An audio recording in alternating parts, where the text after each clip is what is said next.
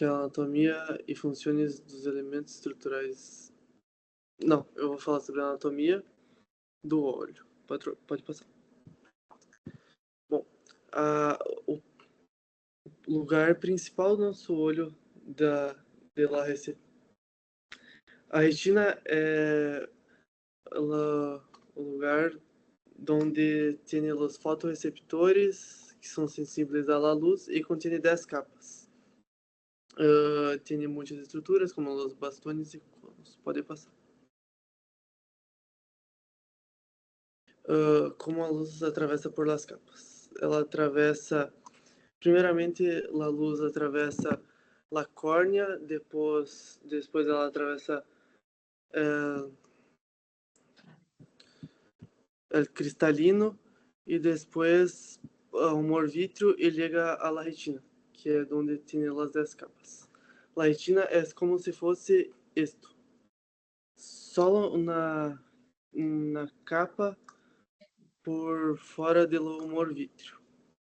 Pode primeiro a luz passa por las células ganglionares, por las capas plexiformes e nucleares, até chegar a los conos e los bastones, donde são os fotorreceptores, donde a luz tem que ligar para transmitir os sinais a la corteza. Pode passar. Peraí, foi. A região de la fóvea. A região de la fóvea é uma região especializada do olho para enfoque, detalhe, la luz. É na região de 1 milímetro e ela é em olho como se fosse em meio do olho, como se fosse assim, reta.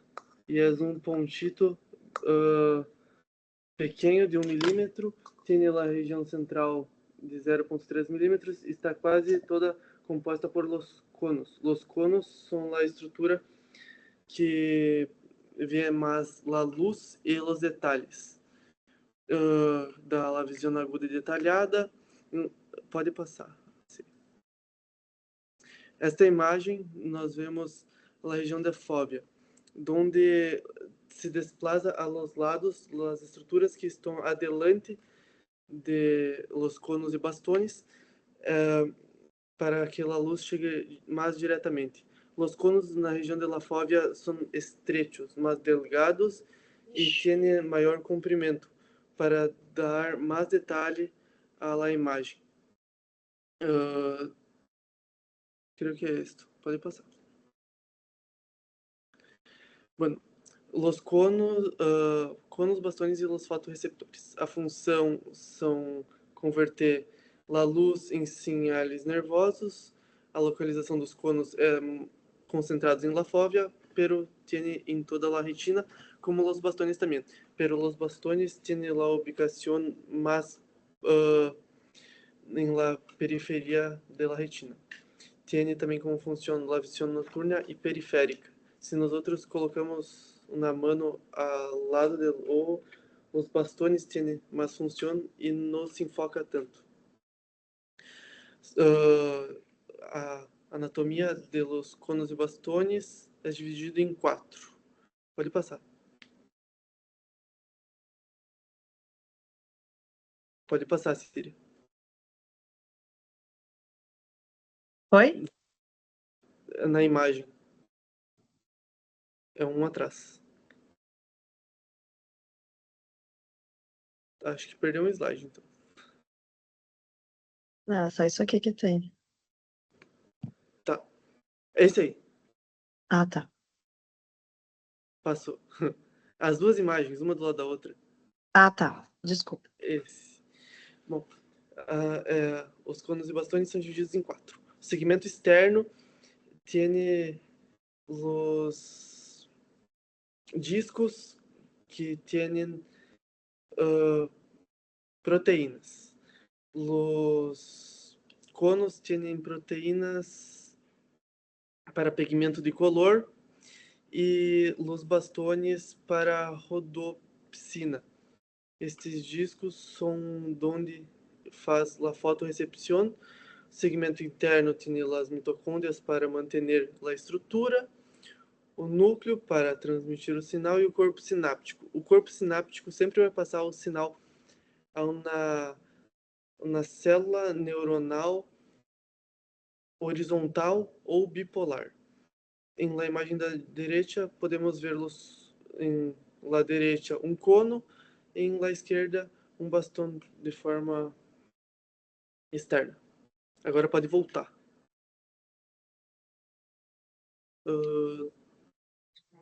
Tá, foi. Tá, agora pode passar. Aí temos também a capa pigmentária, que é a parte mais externa da retina. Tem a função de absorção da luz com a melanina de color oscuro. Se fosse mais claro, teria reflejos e a visão não seria tão nítida. O que acontece em albinismo é a falta de melanina, então acontece isso, reduzindo a agudeza visual a níveis 20/100 e 20/200. Em la visão normal, 20/20. Também a capa pigmentária é essencial para prover e armazenar vitamina A, que é o que sintetiza as proteínas dos conos e bastones, que essas proteínas é a rodopsina e pigmentos de color. Pode seguir. Peraí, doutora, que eu tô tentando botar o carregador. Bueno, les voy ahora a hablar al respecto del desprendimiento de la retina. Y antes necesitamos recordar cómo es hecho la irrigación de la retina. A principio, la llegada de sangre viene por medio de la arteria central que ingresa en el ojo junto con el nervio óptico y va a hacer la irrigación de la parte interna del ojo. Y si ocurre cualquier obstrucción de esta arteria, la persona va a perder la visión por completo, porque es el único medio de llegar sangre en la retina. También tenemos un tejido llamado coroide, que es un tejido que lleva el aporte de oxígeno a la capa más externa de la retina y va a llevar ese oxígeno hasta los bastones y los conos. Y este es fundamental. Además, ahora hablando al respecto del desprendimiento, este va a ser la separación de la retina de la capa de soporte que se llama epitelio pigmentario. Este puede ser causado por medio de la lesión ocular, de este que va a permitir el ingreso de agua, de sangre, hasta el espacio de la retina, o también puede ocurrir por medio de la atracción de las fibras de colágeno que están en el humor vítreo. El humor vítreo es un gel que está ubicado entre la córnea y la retina, y este va a presentar algunas fibrillas de colágeno.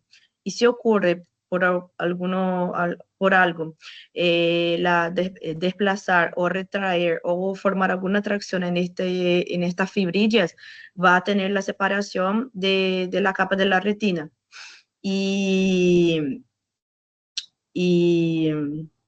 esto va a hacer con que se pierda este contacto, y perdiendo este contacto no va a llegar el oxígeno hasta estas capas de la retina. Y mismo si el ojo tiene el aporte de sangre por medio de la arteria central, esta capa va a morir porque necesita también de oxígeno, que es el aporte del tejido coroides. Entonces necesita de él de cualquier forma. Además, el tratamiento para esta enfermedad es quirúrgico, entonces se tiene que tener un diagnóstico temprano antes que la persona pierda completamente la visión, y hacer tratamiento quirúrgico para recolocar este tejido en su lugar.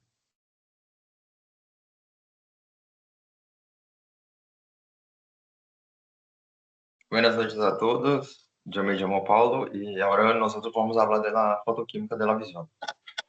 Es un proceso que la retina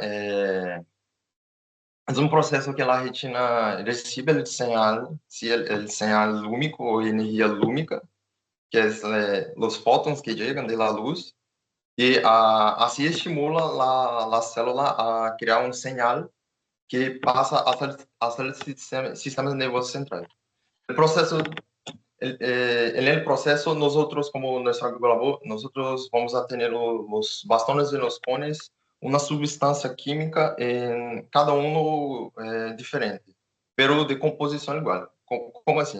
En los bastones nosotros vamos a tener la rhodopsina y en los conos nosotros vamos a tener el pigmento de color. El libro apunta que essas substâncias têm a mesma função, que é de permitir que a célula se hiperpolarize e envie señal. Ella se encontra en los segmentos, o sea, en la parte más superior de la célula. Y el libro da enfoque principalmente en la rodopsina, en los bastones. La rodopsina es formada por una opsina, una proteína, y junto a ela nosotros vamos a tener el retinol. Pero esse retinol, para se juntar a ella, tem que se cambiar a um 11-cis retinol, que é uma forma, é a forma que se une a ella. Esse retinol é nada mais nada menos que a vitamina A, é um derivado de la vitamina A. E bueno, quando chega o señal em los segmentos de rhodopsina, ella sofre um câmbio com este estímulo, que a opsina não se cambia, pero el retinol cis, el 11-cis retinol cambia para todo transretinol, que permite que a célula se polarize. Pode passar um slide, por favor? Aí. Nesse quadro, a gente vai ter lá em cima a rhodopsina. Já vai sofrer essa substância vai sofrer um câmbio por la energia lúmica, ou seja, a luz que chega, e nessas quatro, na coluna de la direita, nós vamos a ter os câmbios que essa substância vai ter. De rhodopsina vai passar a barorhodopsina e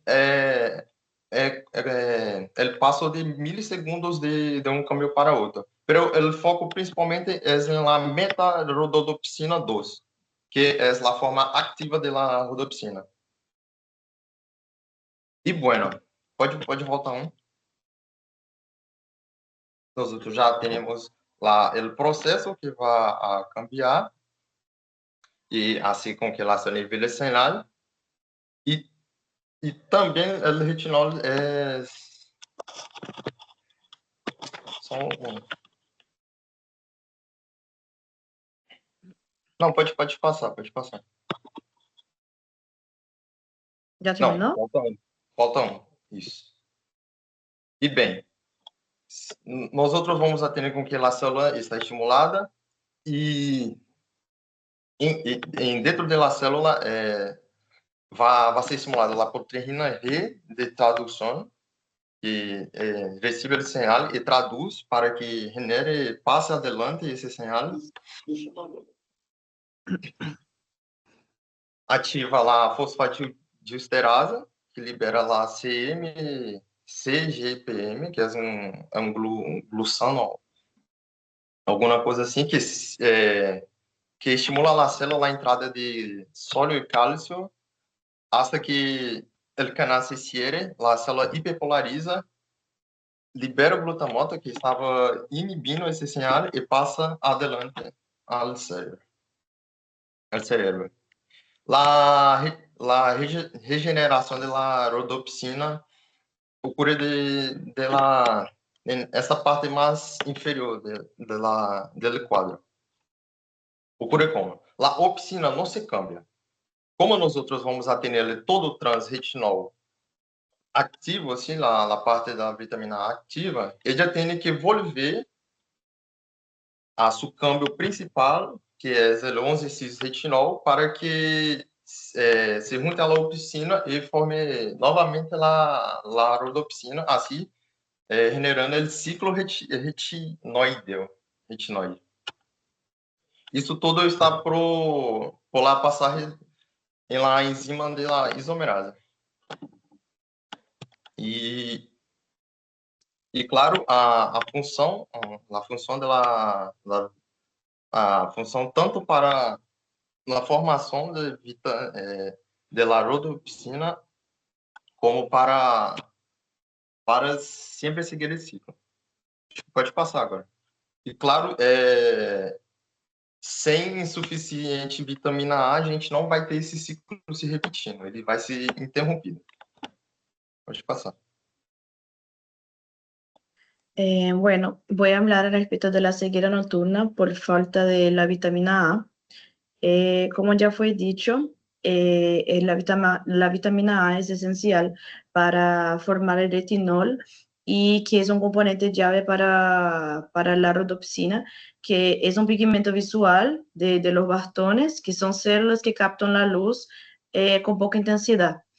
Entonces, la vitamina A puede ser adquirida por medio de la alimentación, por medio de pollo, peces, pescados, lácteos, y es almacenada en grandes cantidades en el hígado. Y cuando nosotros tenemos baja vitamina A, vamos a tener bajo retinol, bajo rodopsina y baja visibilidad a la poca luz o la noche. Los pacientes que tienen la ceguera nocturna pueden tener una visión normal en el día, ya que para la luz fuerte son necesarios los cones y van a depender menos de la rodopsina. Entonces no afecta tanto las personas a mirarlo en el día y sí más por la noche. Esa enfermedad puede ser revertida por medio del aporte de la vitamina A, que la persona está con falta, haciendo por medio endovenoso, y así la persona tiene de vuelta la visión una hora más o menos.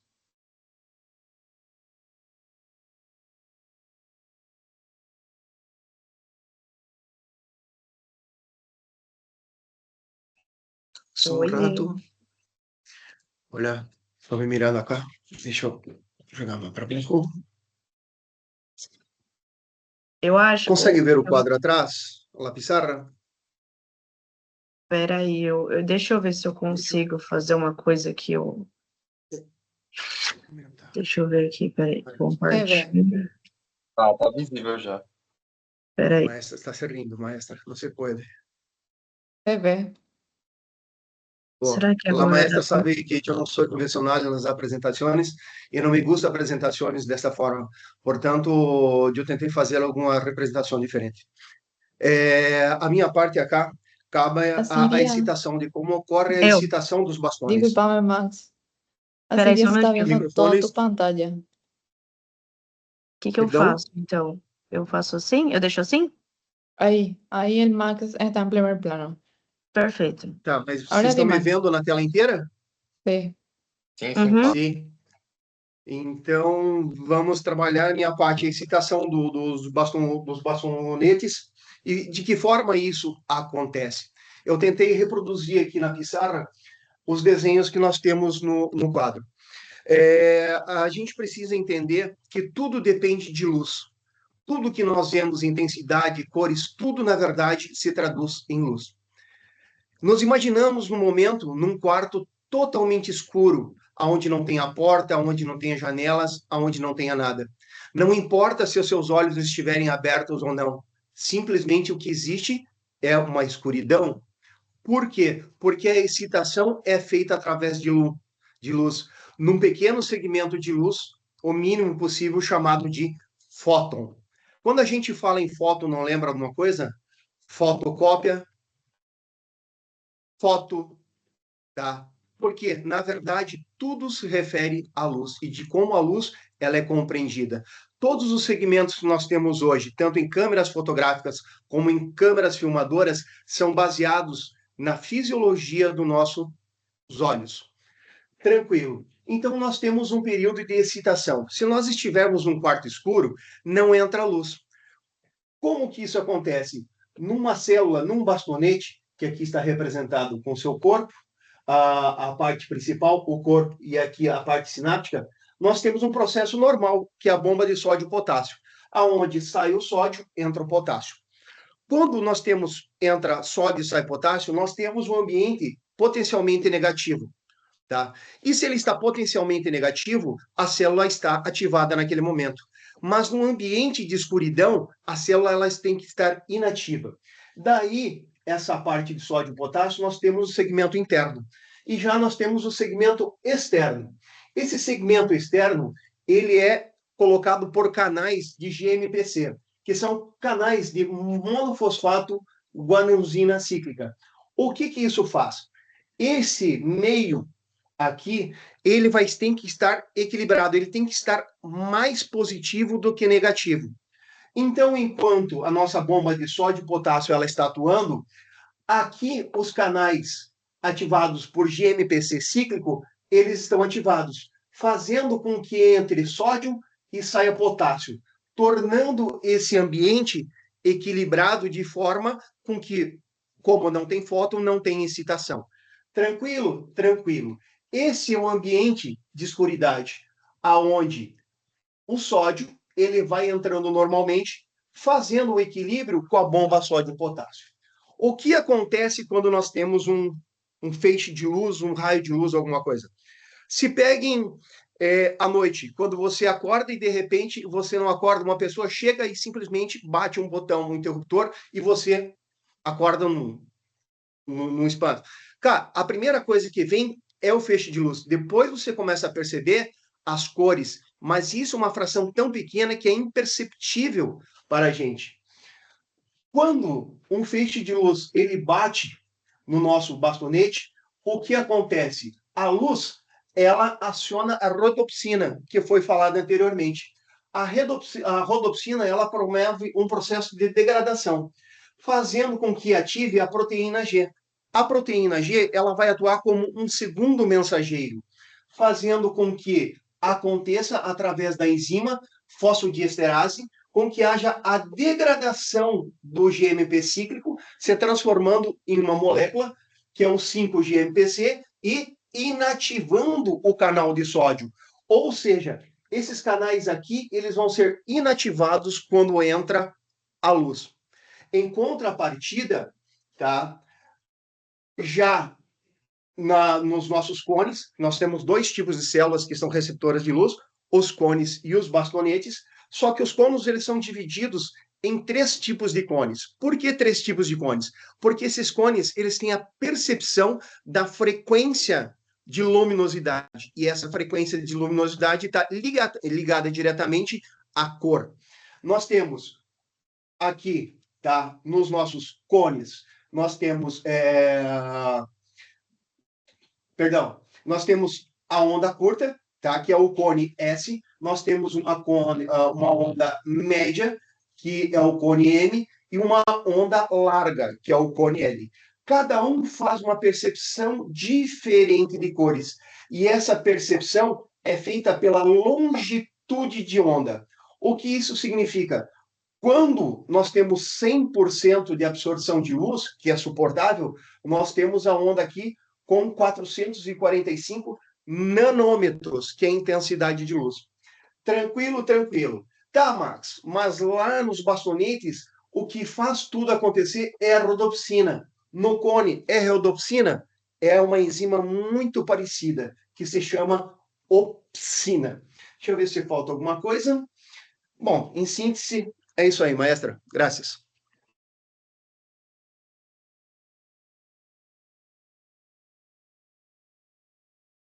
Espera aí. Pronto.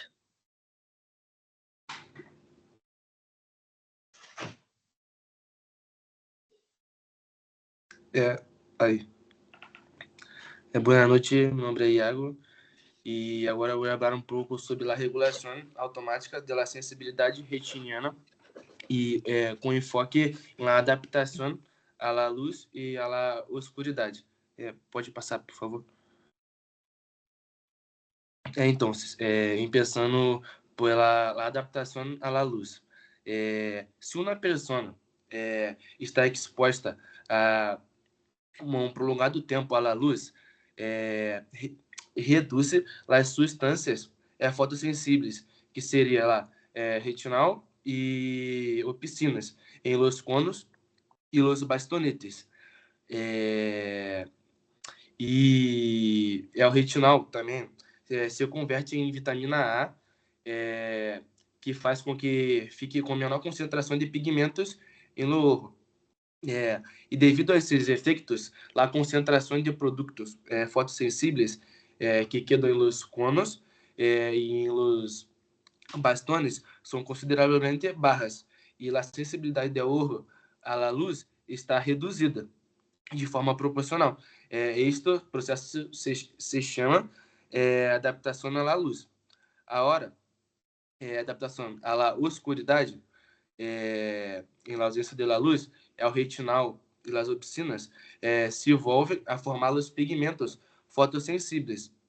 Em contrapartida, que eu havia falado em la adaptação à luz, a vitamina A se converte em retinal para aumentar a quantidade de pigmentos.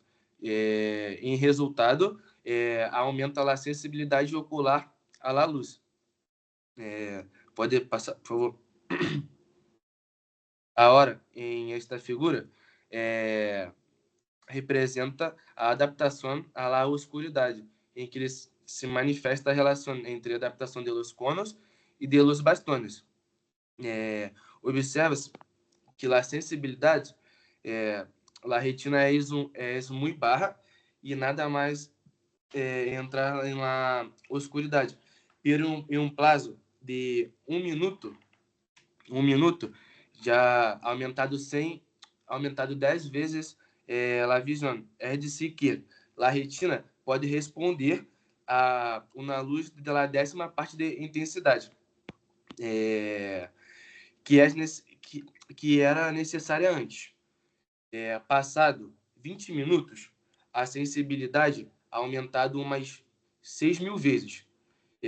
Agora, passado 40 minutos, se incrementado mais 25.000 vezes a sensibilidade do olho. E no gráfico podemos ver lá a linha vermelha, que se chama a curva de adaptação à oscuridade. E observa-se que possui uma inflexão em seu início, que está originada pela adaptação dos conos. A adaptação dos conos, e isso ocorre, os conos, né, ocorrem 4 vezes maior do que os bastonetes. Tipo, eles têm uma velocidade maior do que os bastonetes, a reação à oscuridade. Pero, eles são mais rápidos, mas eles têm um efeito, eles têm uma duração menor. Lá, já os bastones de adaptação, eles são de adaptação lenta, pero seguem se adaptando durante muitos minutos, incluso horas, incrementando com um incremento tremendo de sua sensibilidade. Então, esses dois se sumam para incrementar sua sensibilidade, trabalhando em conjunto. Pode passar, por favor. Então, además da adaptação ocasionada por cambios de las concentrações de las substâncias fotossensíveis, agora vamos ver dois outros mecanismos que nosso olho utiliza para enxergar. Optimizar a visão, que seria o câmbio do diâmetro pupilar, que a pupila se contrai ou se dilata, regulando a quantidade de luz que entra nos outros olhos. Este mecanismo permite uma adaptação mais rápida, hasta 30 vezes em frações de segundo. E agora a adaptação nervosa, que involucra neurônios da retina e do encéfalo, que ajustam a transmissão de sinais visuais, que sucedem em fração de segundos, e ela atua junto, né, se complementa com a adaptação fotoquímica, que é a mais lenta. Pode passar. E por último, aí vai alguns valores de adaptação visual, que pode se ajustar à sensibilidade, né, que seria de 500 mil a 1 milhão de vezes, segundo a iluminação. A retina regula a detenção de zonas luminosas e escuras para manter um bom contraste. E aqui a gente tem 2 exemplos, né? O primeiro é a luz intensa, que vamos supor que a gente saiu de um cinema, né, para a luz. E aí os pontos muito brilhantes, tipo, desde que a gente é um pouco cego. E o nosso olho vai se adaptando para que a gente possa enxergar melhor. E agora a escuridade, quando a gente entra, geralmente a gente não enxerga nada. A gente não consegue perceber os mínimos pontos. E com a adaptação do olho, que ele fica mais sensível devido à opsina e os outros elementos que faz com que ele possa enxergar melhor. E foi isso.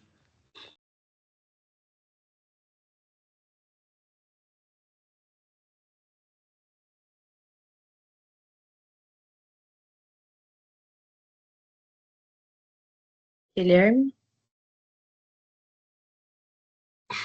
Perdón. En esta parte vamos a profundizar en la visión en color y cómo nuestro sistema visual logra distinguir toda la gama de colores. Primero, recordemos que Max dije que en la retina tenemos 3 tipos de conos, cada uno con pigmentos sensibles a diferentes rangos de longitud de onda, azul, verde y rojo. En ese sistema, en este mecanismo llamado teoría tricromática, explica que mezclando diferentes tipos, diferentes niveles de estimulación de estos 3 tipos de conos, podemos percibir prácticamente cualquier color. Por ejemplo, si observamos una luz naranja de 580 nanómetros, los conos rojos se activan casi al máximo, los verdes moderadamente y los azules no reaccionan. El cerebro interpreta esta combinación de señales como naranja. Si en cambio solo se activan los conos azules, percibimos azul. Y cuando los 3 tipos de conos se estimulan de forma parecida, nuestro cerebro interpreta ese conjunto como color blanco. Por eso, decimos que el blanco no es solo una longitud de onda, sino el resultado de combinar diferentes colores que estimulan por igual a los 3 tipos de conos. Este sistema es muy preciso, ya que en pequeñas variaciones en la proporción de activación cambian nuestra percepción de color. Así, con solo 3 pigmentos visuales, el ojo humano logra diferenciar miles de matices en el espectro visible. Por pasar. Bueno, ahora respecto del daltonismo. El daltonismo es la alteración de la percepción de los colores por una ausencia o defecto en los conos de la retina. Como ya fue dicho, nosotros tenemos 3 tipos de cono, S, M y L. S azul, M verde y L rojo.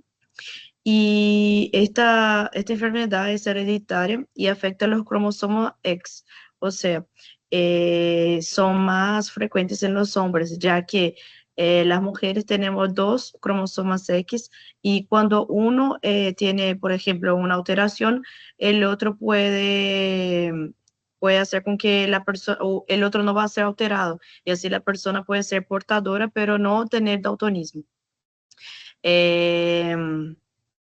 Esta enfermedad, ella tiene algunos tipos y ella es diagnosticada por medio de la prueba de lámina Ishihara, que es este ejemplo acá que tenemos, no sé si se puede mirar, pero tiene circulitos con colores y acá tenemos más o menos. Tenemos algunos tipos de daltonismo. El más común es el rojo-verde, que es cuando la persona tiene la falta de los conos rojo y verde. Y y ya la persona va a tener dificultad de mirar rojo, verde, naranja y amarillo. Ya la protanopía es la ausencia de los conos rojos, la deuteranopía, la ausencia de los conos verdes, y la tritanopía, que es la ausencia de los conos azul, que es la más rara. Y en cuanto a una persona puede mirar los 7 tonos, el daltónico puede mirar de 2 y 3 tonos. Además, yo quiero hablar una cosa más hacia respecto de las gafas. Hoy en día tenemos las gafas que son lentes con filtros ópticos que hace con que el ojo, la verdad, hace con que el cerebro pueda recibir las señales de los conos L y M en el caso del daltonismo rojo y verde, y así la persona puede mirar los colores con más facilidad.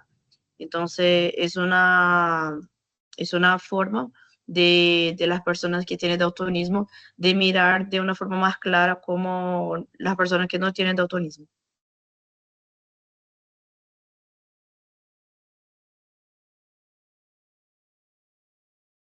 Bueno, un momento.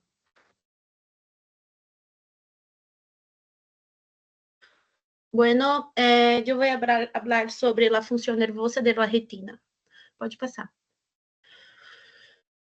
Bom, basicamente, eu vou falar como a retina organiza as células que hace o quê? Transforma a luz em sinais elétricos para que o cerebro pueda captar a imagem.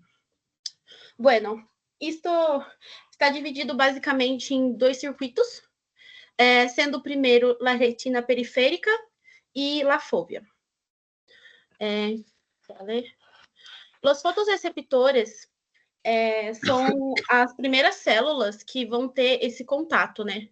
Eles vão captar a luz e vão pegar essa energia luminosa e vai transformar em sinais elétricos. E esses sinais elétricos que essas células transformam, eles vão lá para a camada do plexiforme externo, onde eles vão se comunicar com as células bipolares e as células horizontais. No caso das células horizontais, eles fazem, dá para até ver aqui na imagem, eles fazem conexões laterais, né, entre os fotorreceptores e faz essas comunicações, certo? Até dos fotorreceptores até as células bipolares. Onde, como tem muitos bastones e bastonetes, então precisa que essa célula intermedia todos esses sinais que está vindo de várias células, né? E vai fazer tanto a integração desses sinais como a modulação deles. E, especificamente, essas células elas são responsáveis pelo ajuste do contraste e do brilho da imagem. Aí a gente também vai ter as células bipolares, elas vão se funcionar como se fosse uma ponte, né, verticais, que vão levar esses sinais até o plexiforme interno, onde que seria basicamente as células ganglionares. Aí a gente vai ter ali as células amácrinas, né? Essas células amácrinas, elas têm umas conexões um pouco mais complexas, né? Porque elas não transmitem só um tipo de sinal, eles vão ter 2 direções de sinal. Então, eles vão tanto para células bipolares quanto para células ganglionares. E, principalmente, essas células, elas têm a função de fazer o ajuste fino da visão, que seria quando a gente está em movimento ou quando a gente está em caso de baixa luminosidade. As células ganglionares, elas são a porta de saída da retina, né? E ela vai receber tanto sinais das células amácrinas quanto das células bipolares. E, basicamente, os axônios dessas células, elas vão se juntar para sair como nervo óptico, que vai ser a comunicação da retina com o nosso cérebro. Pode mudar. Bom, agora eu vou falar sobre a comunicação dessas células, né? Que elas se comunicam tanto em sinais e através de neurotransmissores, né? Os cones e os bastones, eles vão captar a luz. E para pegar essa informação e levar adiante, eles usam glutamato para fazer a passagem dessa informação para células bipolares. Aí, quando se fala, por exemplo, sobre as células amácrinas, elas liberam diferentes tipos de neurotransmissores, né? A gente vai ter, entre elas, o GABA, a glicina, a dopamina, a acetilcolina, entre outros. Se eu não me engano, no livro falam que são 8, mas ele dá ênfase nessas 4. Nas células horizontais e nas bipolares, eles ainda não têm muito específico o que sai, mas o que se sabe até agora, basicamente, sobre isso, é que as células elas vão enviar sinais inibitórios, né? Então, esse sistema ele acaba sendo muito complexo, onde ele vai ter tanto sinais de inibição quanto de excitação para fazer o controle deles. E também tem outra coisa que se chama, a gente fala da condução elétrica, né? Que é um diferencial desse local do sistema nervoso, porque na maioria a transmissão de sinal é através de potencial de ação, né? Como na maioria do sistema nervoso. Só que nesse específico a gente vai ter a condução eletrônica, que basicamente é o quê? É a passagem da corrente elétrica de uma célula para outra. Né? Isso vai acontecer nos cones, nos bastões, por exemplo, que a luz ela vai gerar uma hiperpolarização nessa célula, e com essa mudança elétrica, ela vai ser conduzida até a sinapse, sem gerar o clássico potencial de ação. O único lugar, a única região falando, né, sobre o circuito da retina mesmo, que tem o potencial de ação, que são as células ganglionares que vai se formar para sair como nervo óptico. Então, ali nessa região é o único lugar que vai ter esse potencial de ação. O resto mesmo é através de condução elétrica. Pode passar.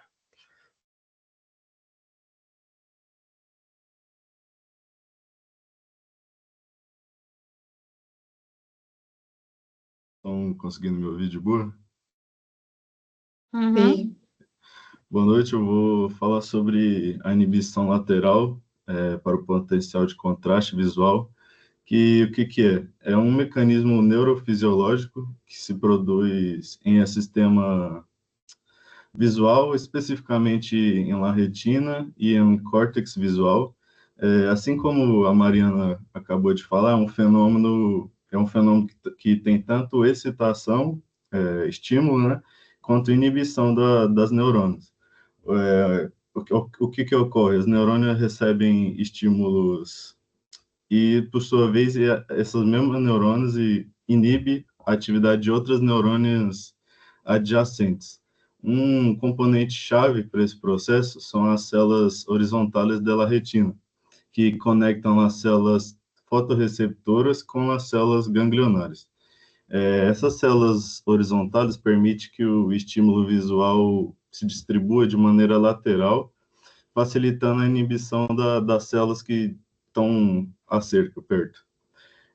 A principal função dessa inibição lateral é aumentar a percepção do contraste visual. O que é o contraste visual, né?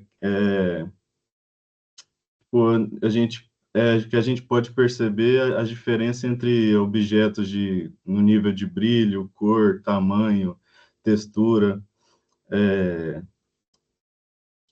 Por exemplo, numa imagem onde vai ter vários níveis de brilho, a gente consegue perceber onde tem sombra e onde está mais cercado por luz, por exemplo. Agora eu falo sobre um mecanismo. Quando um estímulo brilhante ativa certas neurônios da retina, essas neurônios podem inibir as neurônias vecinas, que respondem a estímulos menos brilhantes. E as células horizontais têm um papel crucial nessa inibição. Esse fenômeno resulta num maior contraste entre as áreas iluminadas e inibidas. Deixa eu ver. Agora, falar sobre a relevância disso dentro da medicina, né? É essencial, principalmente para a nossa adaptação visual ao ambiente, que aumenta o contraste, principalmente nos olhos e para o que os olhos e o cérebro detectam as bordas dos objetos, do que a gente vê. E nas aplicações clínicas, além da função de percepção, a inibição lateral tem importante aplicação clínica para a gente poder compreender esse mecanismo, como funciona, e ajuda a diagnosticar também diversos distúrbios visuais, como ambliopia, onde a visão do olho significativamente é mais fraca do que o outro, de um olho é mais fraco que o outro. Acromopsia, que afeta a percepção de cores da pessoa. E é isso.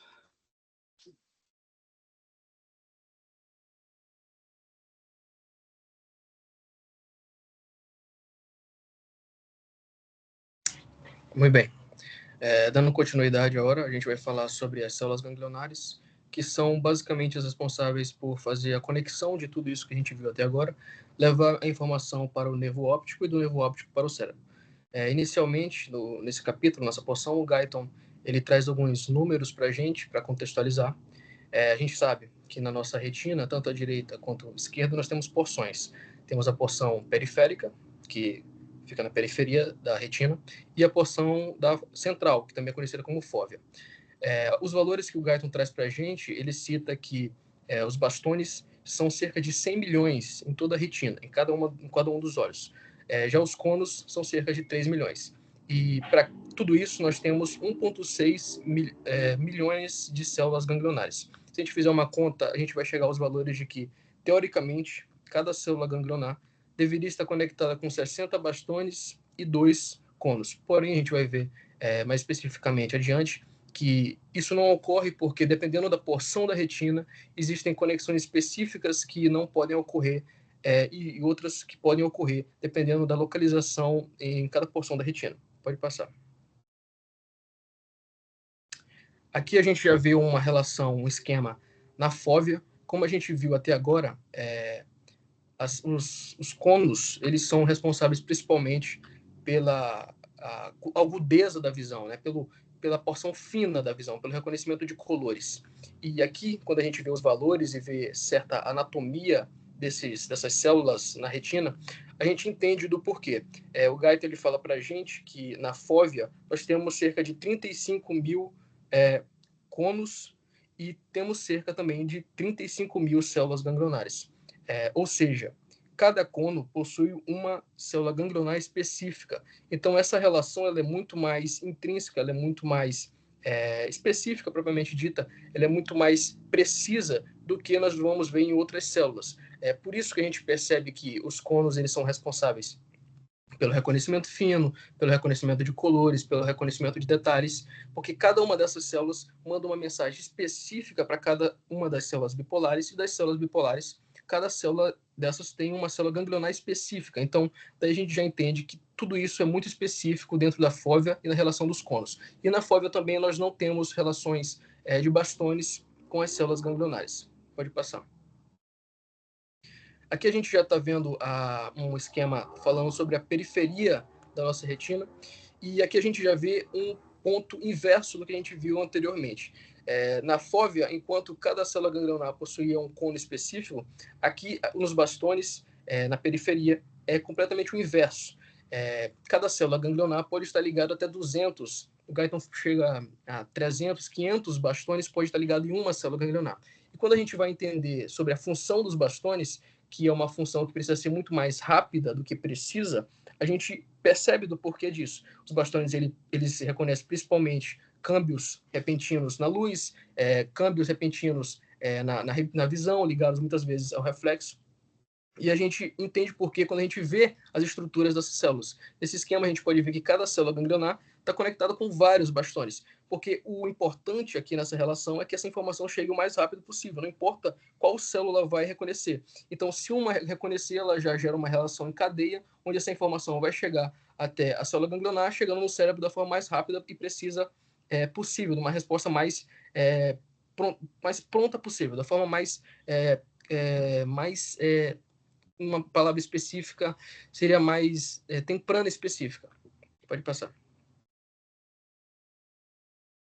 Aí, depois disso, o Guyton, ele cita para a gente sobre alguns estudos que foram feitos nessas células ganglionares. E ele diz que os primeiros estudos foram feitos em felinos, em gatos. E em gatos se reconheceu basicamente 3 tipos de células ganglionares diferentes. A WU, as células X e as células Y.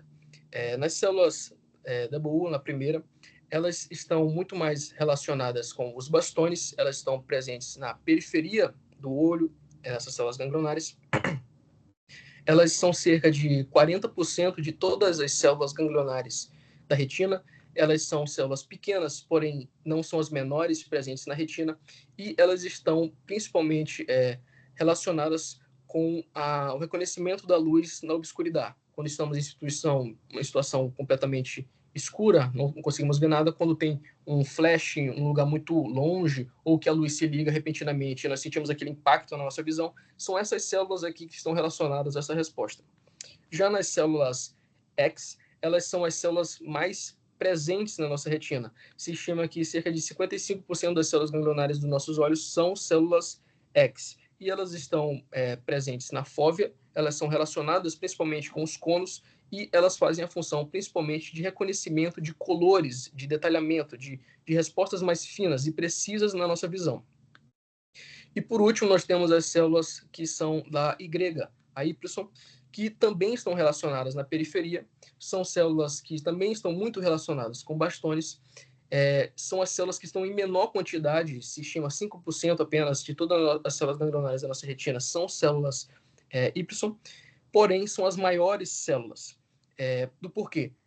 Se estima também que sua função, já se tem várias provas, vários estudos, que sua função é basicamente a resposta a mudanças repentinas na visão, ligadas ao reflexo. Por exemplo, se passa um inseto na nossa frente, o Guyton traz esse exemplo mais à frente, a gente não vai analisar quantas asas o inseto tem, precisamente quantos olhos o inseto tem. A nossa visão vai reconhecer e vai gerar uma reação repentina, para que gere o estímulo para poder ter uma reação, levar informação para os músculos para ter uma resposta. Então, não é necessário que essa resposta seja precisa, você veja precisamente como é a estrutura desse inseto ou qualquer outro exemplo, mas sim que você consiga ter uma resposta mais rápida possível.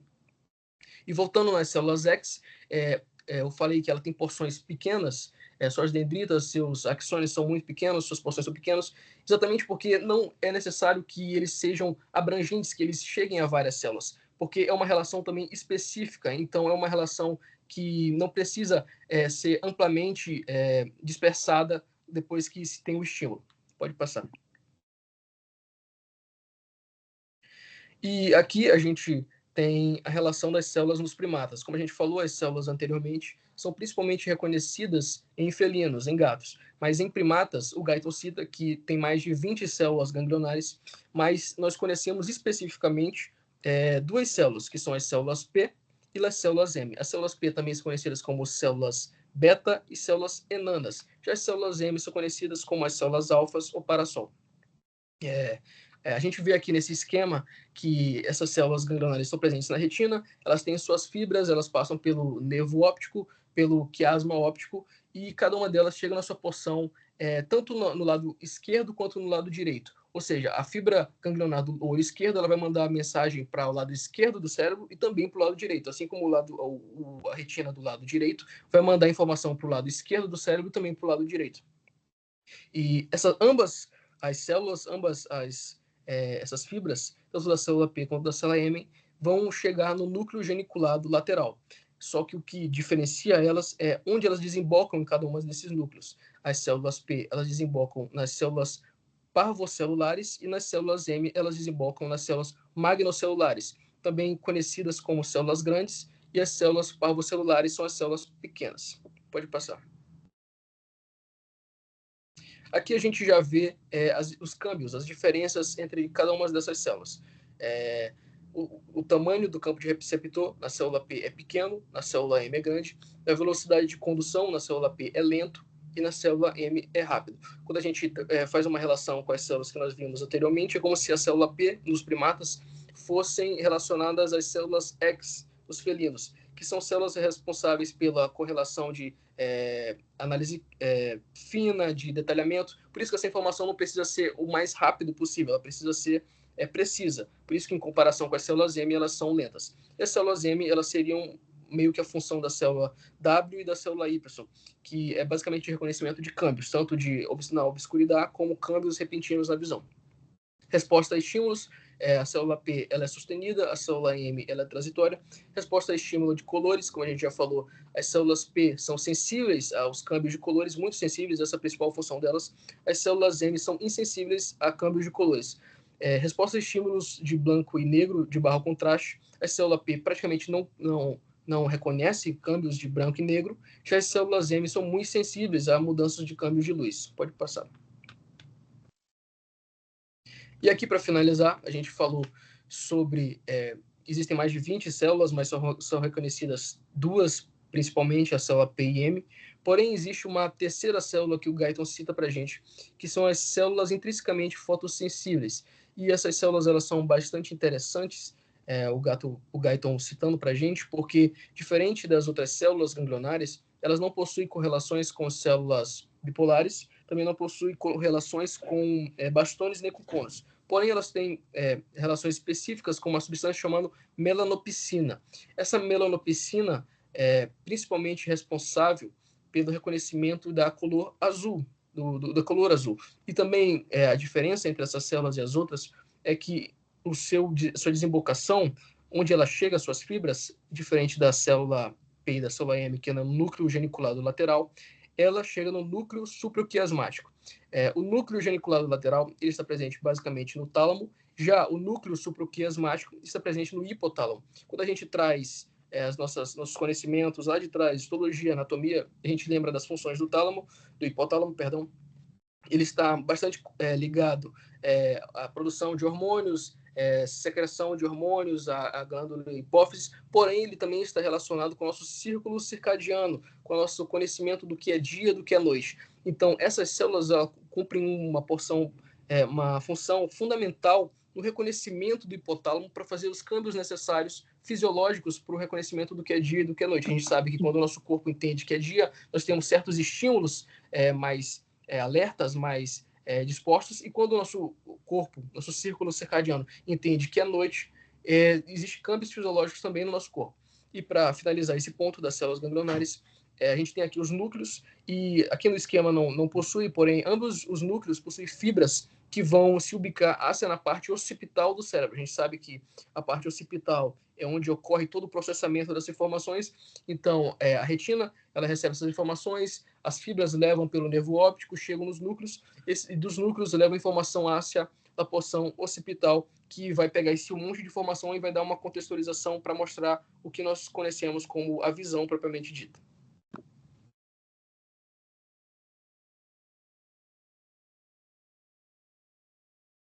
Hola, profe, ¿qué tal? ¿Todo bien? Buenas tardes. Buenas tardes a todos que están en la presentación. Ahora yo iré a hablar sobre la excitación de las células ganglionares. De início, eu gostaria de dar um destaque sobre essa palavra excitação. O que seria a excitação quando nós falamos sobre a fisiologia, sobre também a biologia? A excitação, quando eu recordo dessa palavra, vem em minha mente justamente a transmissão de sinais elétricos. E quando eu penso também em transmissão de sinais elétricos, está diretamente relacionado também a potenciais de ação, que é justamente o que as células ganglionares fazem. As células ganglionares são as únicas células da retina que fazem esse tipo de transmissão, diferentemente de todas as outras que estão presentes.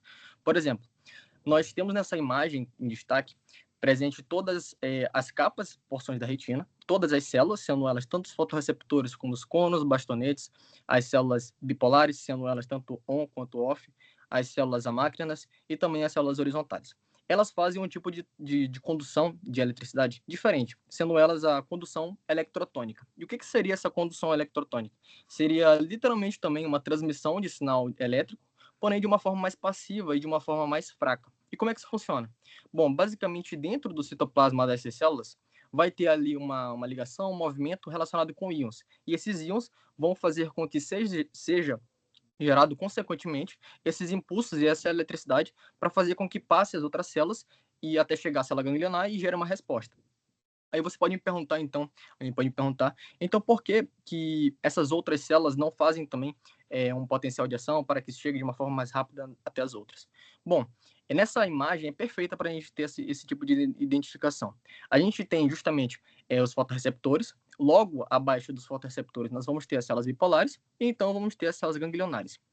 A distância e a localização deles é muito próximo, o que acaba tendo uma facilidade e não uma necessidade, então, de um potencial, fazendo com que um simples impulso consiga chegar, então, na célula bipolar e consiga chegar também na célula ganglionar, diferentemente da célula ganglionar até o cérebro, Por quê? Porque o Guyton, inclusive, ele cita que a célula ganglionar, ela dá início justamente a fibras nervosas largas que vão chegar até o cérebro. E o que são essas fibras nervosas largas? São justamente as fibras do nervo óptico. Ou seja, se a gente for perceber e ter uma análise muito completa em relação a isso, a gente vai entender a distância e o quão é necessário ter um impulso suficiente para que chegue, então, essas transmissões de sinal até o cérebro e, então, ter essa percepção toda.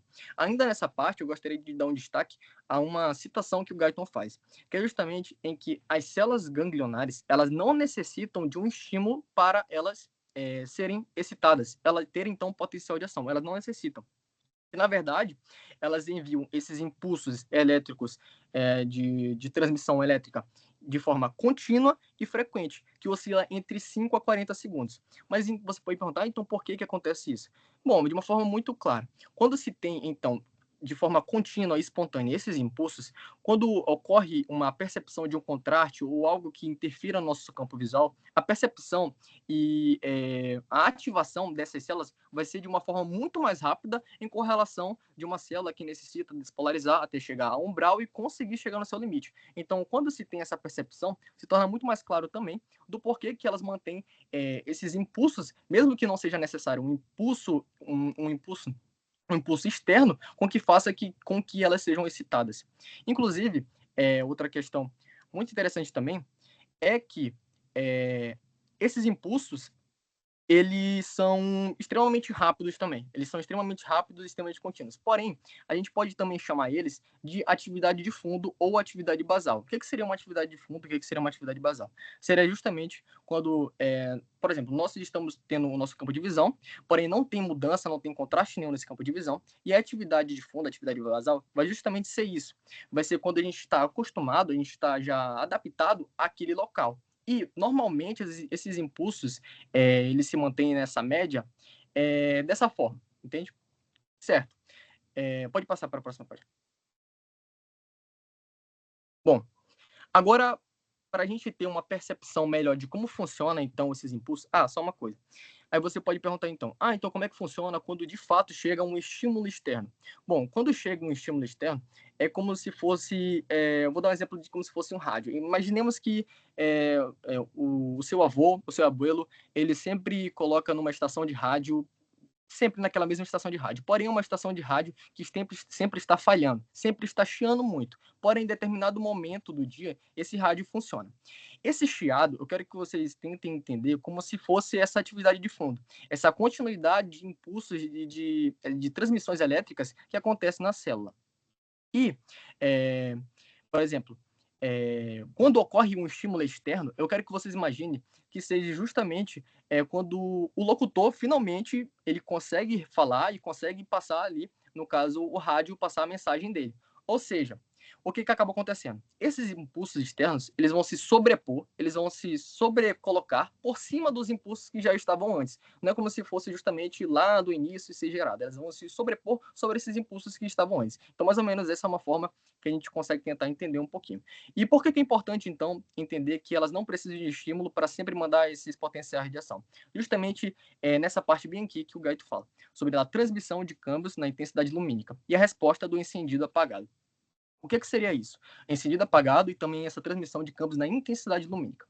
Bom, eu quero que vocês deem um destaque justamente nessa imagem da direita que está aparecendo para vocês, que é uma imagem do Guyton, onde aparece o número 1 e o número 2.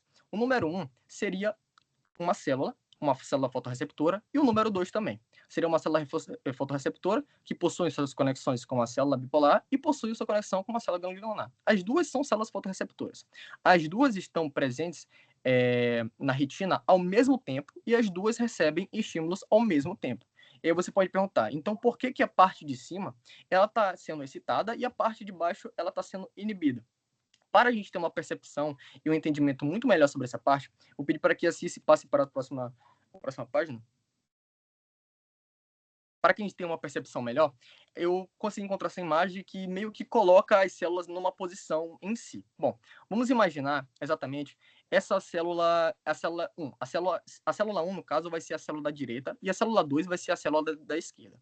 A célula 1, que no caso é a célula da direita, ela vai ter uma conexão com uma célula bipolar ON, que, como já foi falado aqui antes, a célula bipolar 1 é aquela célula que vai ser excitada com um estímulo de luz, tudo bem?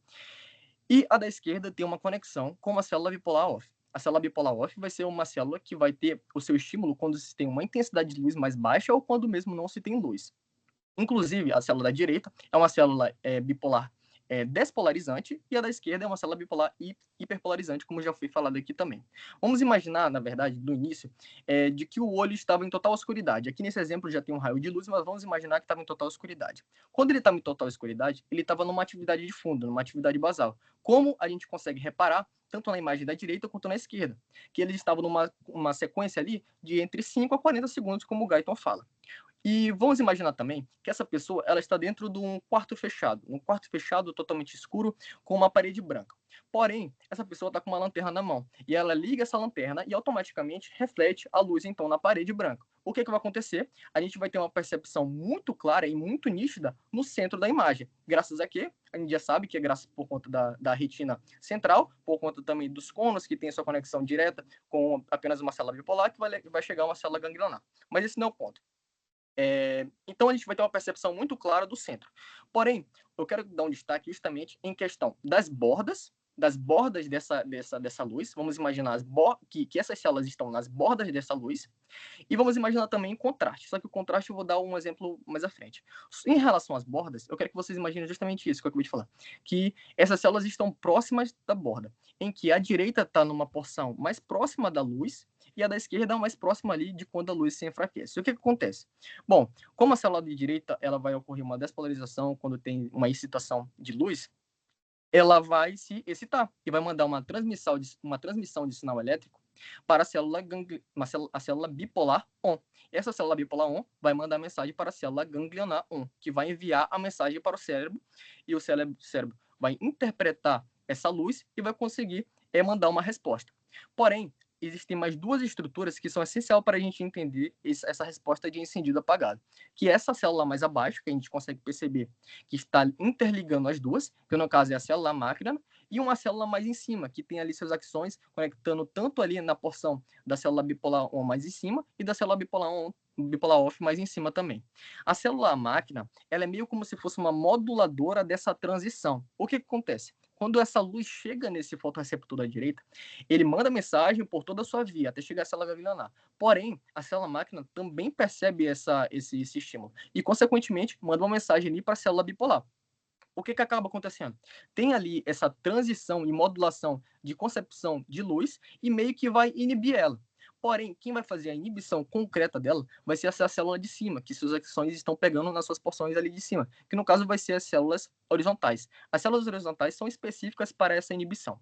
Quando ocorre essa inibição, que é ocasionado justamente por conta do encendido da célula direita, se tem uma percepção muito melhor da borda, em que a gente consegue, então, perceber o limite onde termina e onde termina ali a borda e o limite onde já começa a ficar mais claro.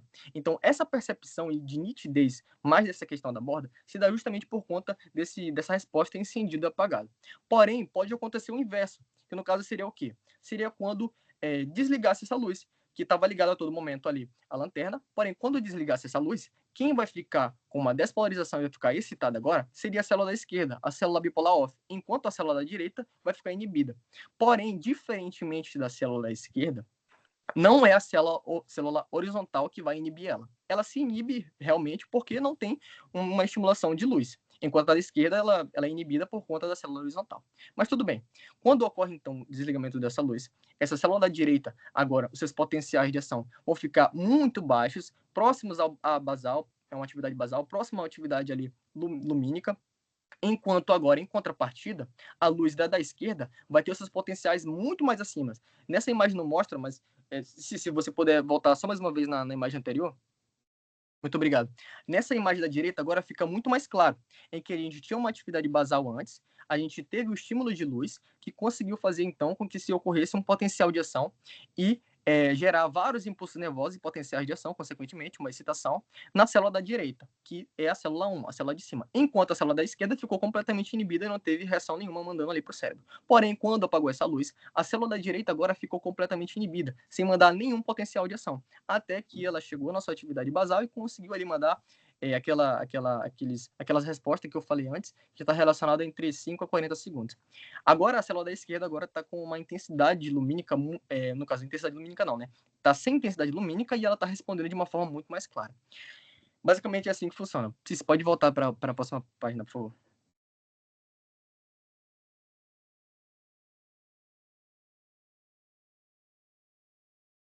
Tá. E agora a gente vai falar em relação quando se tem uma luz uniforme. Como é que funciona?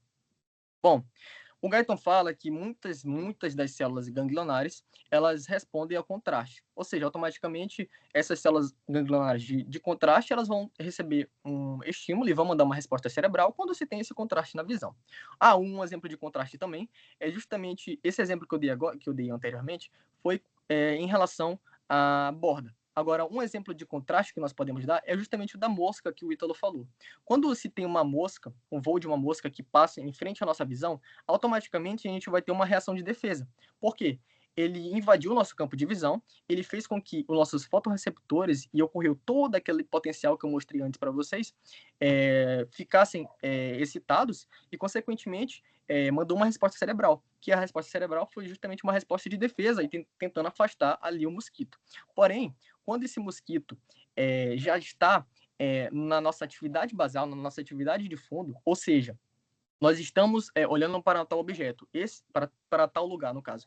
Esse lugar tem um mosquito. Porém, esse mosquito, essa mosca, ela não se move. Automaticamente, ela faz parte daquela atividade de fundo. Ela faz parte também daquela visão daquele momento. Então, a percepção anterior, que no caso seria dessa mosca passando na nossa frente, então invadindo o nosso campo de visão, vai ser muito mais claro do que quando ela está parada em algum canto, em algum local, em que esteja, inclusive, na nossa visão, do que antes.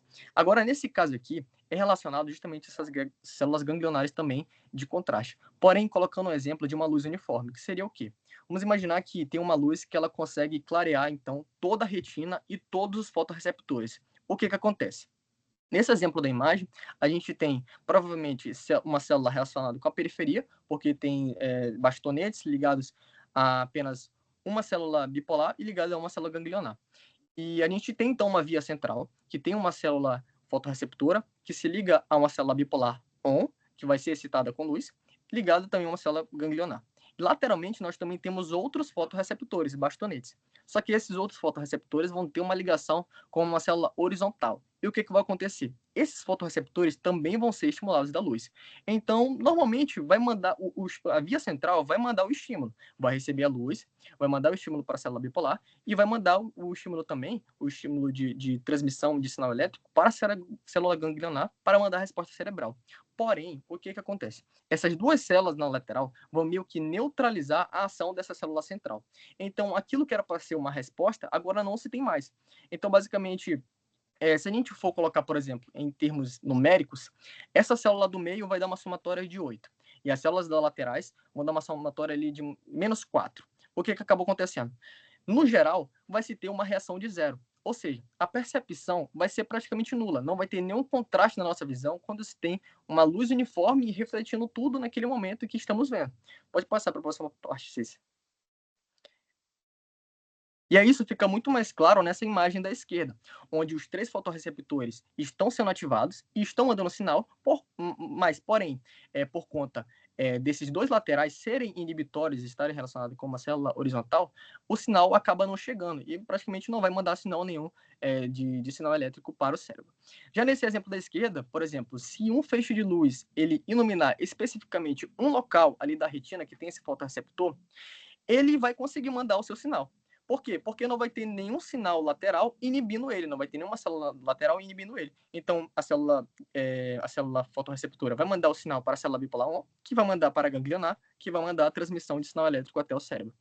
E também, quando se tem a ativação de 2, no caso, um do meio e um inibitório também funcionando, uma coisa interessante é que, em vez desse da direita ter uma função também inibitória, agora ele vai ter uma função somatória, que vai meio que somar com esse do meio e vai mandar esse impulso para o cérebro. Diferentemente como se tivesse os 3 ativos, que aí iria neutralizar esse do meio e iria ser uma reação de 0. O Guyton fala isso, inclusive, é uma relação muito interessante.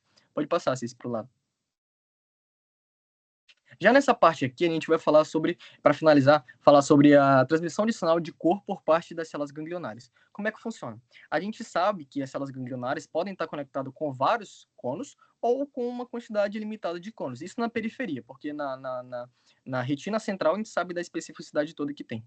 Mas falando sobre a periferia, pode ter essa capacidade. Vamos imaginar agora que nós temos três fotorreceptores de 3 tipos diferentes, conectados a 3 células bipolares e a uma célula ganglionar, que vai mandar uma resposta. Muito bem. O que acontece se esses 3 fotorreceptores, sendo tanto de rojo, verde e azul, forem excitados ao mesmo tempo? Bom, o Guyton fala que vai dar um sinal de luz branca. O que seria isso? Nenhuma das 3 cores que estão ali presentes como fotorreceptores vão ser extinguidas. Na verdade, vai se dar realmente um sinal branco. Nenhum deles vão se estar acima do que outro. Vai ser como se fosse uma atividade basal também, em comparação ali com o outro. Porém, uma coisa muito interessante é quando se tem a excitação de um deles. E o que acontece? Por exemplo, quando se tem a excitação de um vermelho, ele vai inibir o verde. Ou quando se tem a excitação de um verde, ele vai inibir o vermelho.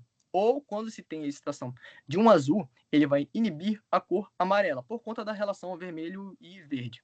Ele vai inibir o amarelo. E por que isso acontece? Bom, a nossa visão é muito inteligente e o nosso corpo é muito inteligente em si. Então, para a gente ter uma percepção muito clara de contraste, o nosso corpo faz isso. Por quê?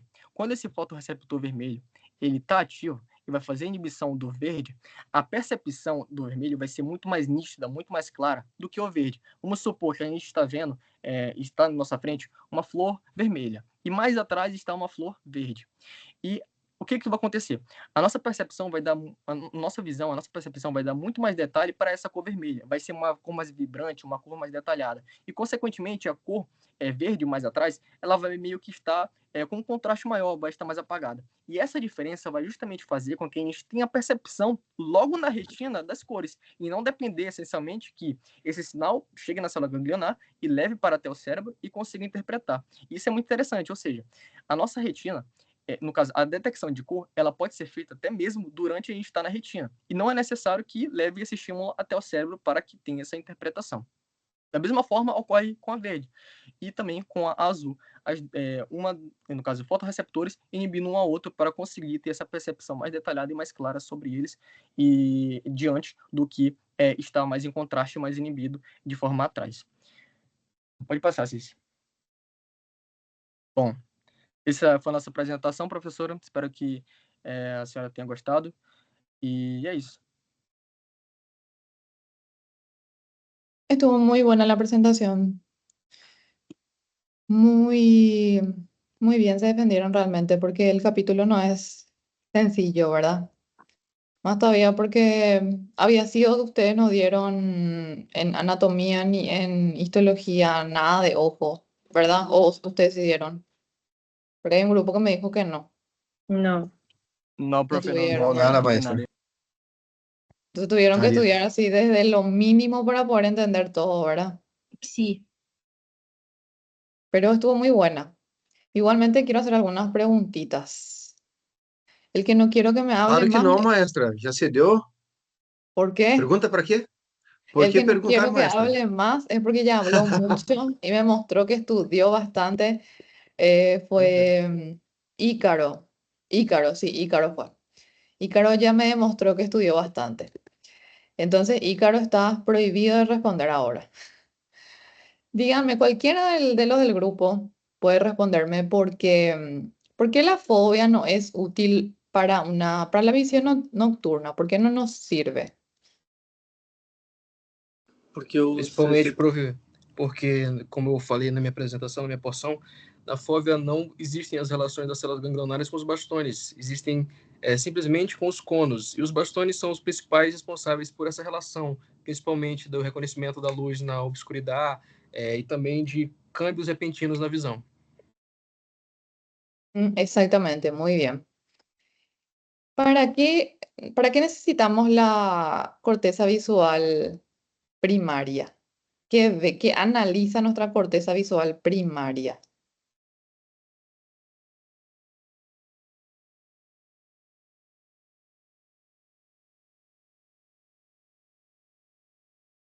¿Alguien?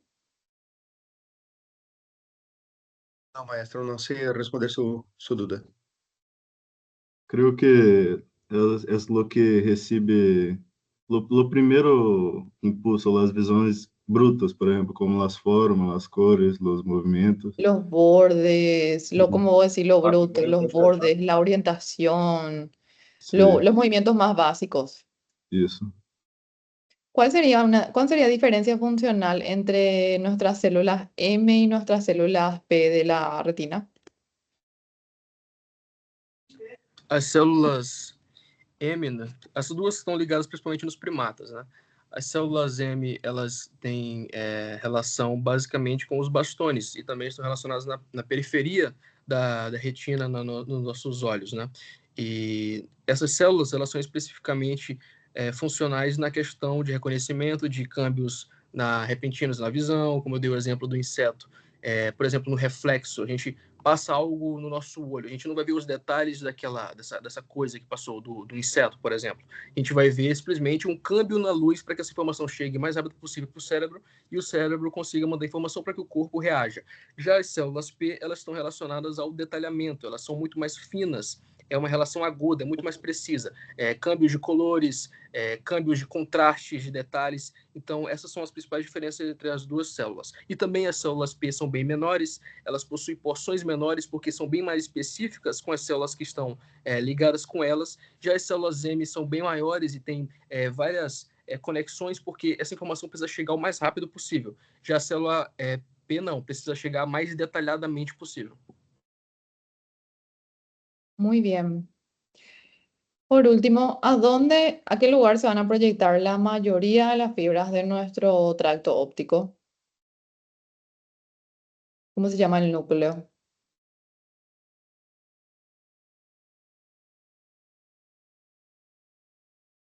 ¿O dónde terminan nuestras radiaciones ópticas? ¿En qué lugar? Creio que em tálamo? No. Não.